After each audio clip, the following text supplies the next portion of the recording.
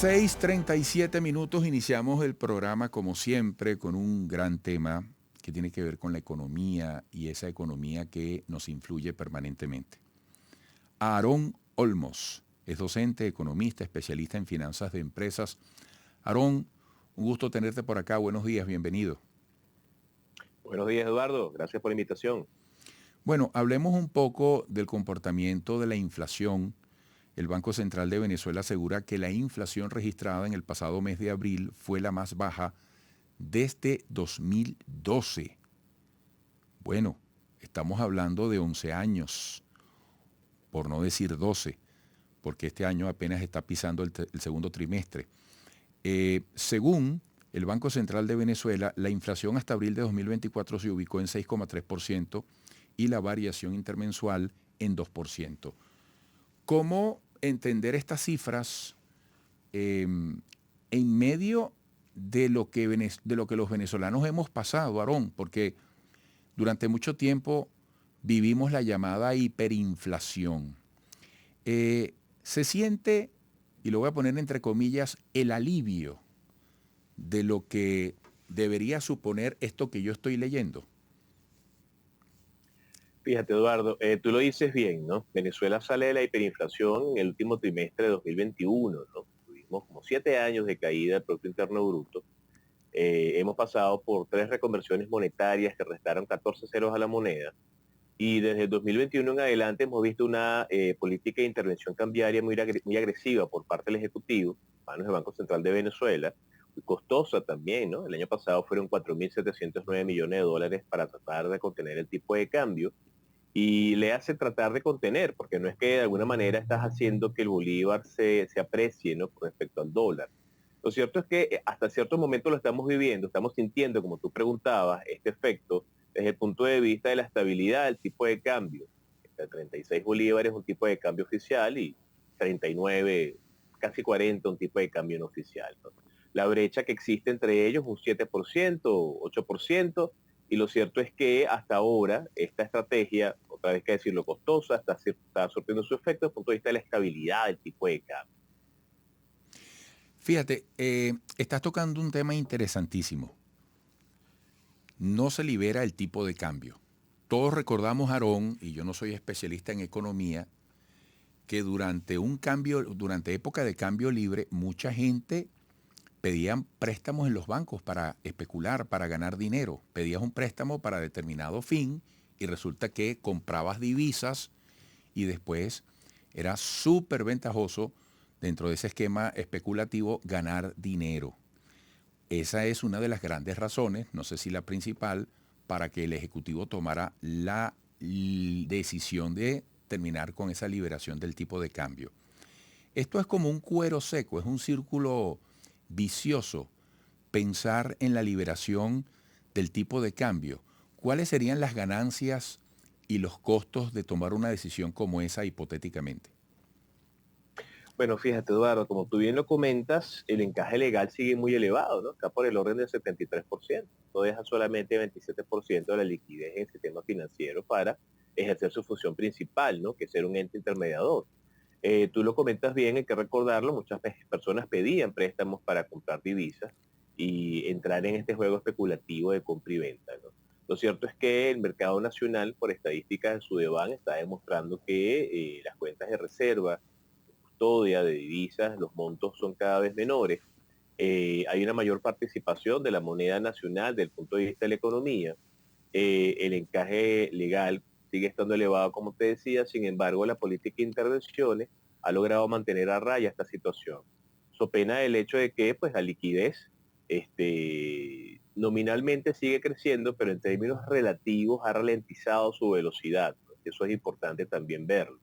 O sea, de alguna manera que hay una relación entre liquidez, aumento del tipo de cambio, adquisición de esos excedentes en bolívares y moneda extranjera para tratar de resguardarlos, ¿no? Por parte de las personas naturales y las personas jurídicas. Sin embargo, esto sigue afectando la dinámica nacional porque hay que recordar que se paga los salarios en bolívares, pero los mercados solicitan moneda extranjera, ¿no? Desde el punto de vista de la asignación de precios.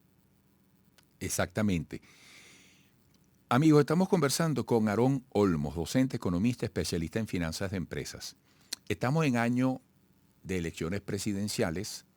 Cualquier persona pudiera deducir que hasta nuevo aviso el Ejecutivo va a mantener como política pública el esfuerzo de mantener anclado el dólar donde está, en referencia al bolívar. Y tú has dicho que desde el 2021 esa estabilidad en el tipo de cambio resulta o se realiza a través de una intervención cambiaria muy costosa para el Estado. Uno ha escuchado desde hace tiempo pronósticos y yo me llevo las manos a la cabeza porque yo digo, cúnchale, no sé hasta qué punto eso es bueno, es pernicioso, pero yo me espantaba. ¿Te acuerdas del año pasado? A partir de determinada fecha, el dólar va a terminar no sé cuánto, en no sé cuánto, en no sé cuánto. Hay gente que a veces que lo dice con gozo, ¿no? Y bueno, y el dólar sigue allí. Al final, ¿cómo podrías describir los efectos en razón del interés de los venezolanos que tendría la decisión de liberar o no el tipo de cambio, tal como están las cosas? Porque bueno, estamos en una economía altamente dependiente de lo importado, profundamente complicada para el productor nacional en su necesidad de competir con productos importados. Eh, bueno, los especialistas dicen que que el bolívar está sobrevaluado en estos términos. Nada fácil, ¿no? No, nada fácil, pero fíjate que tú comentas algo importante, ¿no? A nivel de liberación, pues de alguna manera, más allá de la propia situación que vemos desde el punto de vista de precios, la política, pues el tipo de cambio en Venezuela sigue estando regulada a través de las intervenciones cambiarias, ¿no? Esto hay que recordar lo que tuvimos cierto nivel de estabilidad, finales de 2021, comienzo de 2022, recordemos la gran importancia que tiene flujo de dinero, pues, moneda extranjera, producto de la actividad de exportación de crudo. De allí la gran importancia del tema de las sanciones y sus alivios, ¿no? Que durante 6 meses ejercieron un efecto positivo sobre la economía, que lo podemos ver sobre este resultado de el primer trimestre y último trimestre de 2023 y primer trimestre de 2024, que calcula el Observatorio Venezolano de Finanzas de su índice de actividad económica, ¿no? Efectivamente, esta situación, si bien de alguna manera hasta cierto punto está controlada, dependemos en alta medida de la geopolítica internacional, ¿no? Lo que pueda pasar o llegar a pasar con los acuerdos y la licencia con las empresas petroleras y gasíferas, ¿no? Esto de alguna manera amarrado a todo este tema de los acuerdos de Barbados, que hace que Venezuela siga estando en una situación muy delicada, ¿no? Sin embargo, al interno, nosotros en Venezuela, siempre y cuando se mantenga cierto tipo de estabilidad, punto de vista temporal, con el tipo de cambio, que es lo que tenemos ahora, pasamos de 4 o 5 bolívares a comienzo de 2022, mediados de 2022, y saltamos automáticamente pues a estar entre 36 y 38, como decíamos hace unos minutos atrás.